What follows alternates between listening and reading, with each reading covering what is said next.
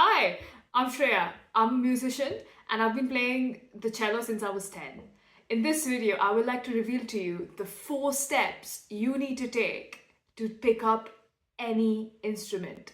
Step number 1, learn to choose the right teacher. The right teacher will either make or break your music journey.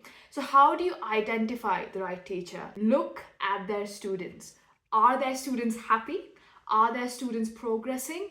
Are their students learning the craft well? Not only do you need your competency level to improve year on year, but also your passion for the craft.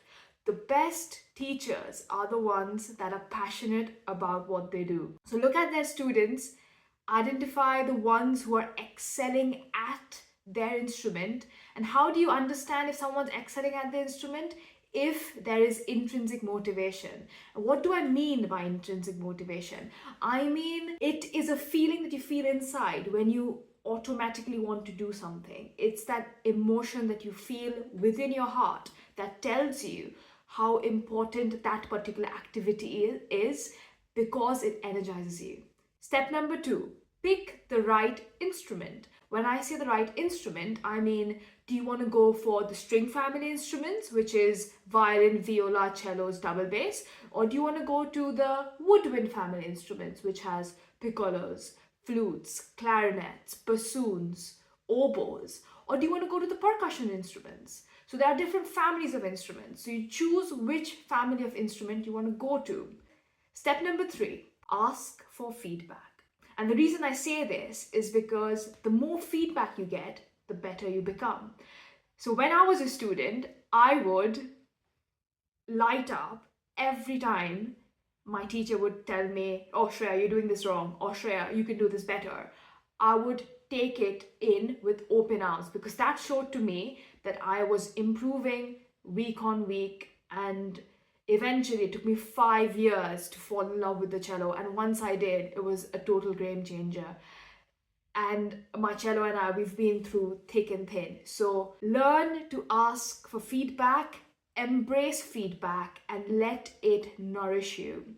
And finally, step number 4, I can't emphasize this enough. That is practice. Instead of thinking of practice as practice makes perfect, think of practice as practice makes permanent.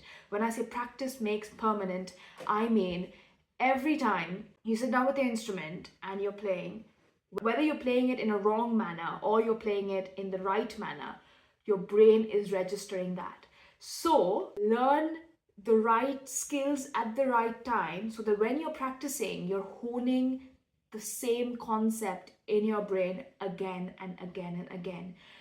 Practice scales, practice arpeggios, sing the melody, sing the harmonies, and try to get yourself into that zone where you're understanding the emotions, you're understanding the dynamics, and you're phrasing your tonality as well as the structure in your sound. And that's going to give your sound a lot of body, a lot of warmth, and help you become a musician that not only has the ability to play correctly, but also has emotion in it.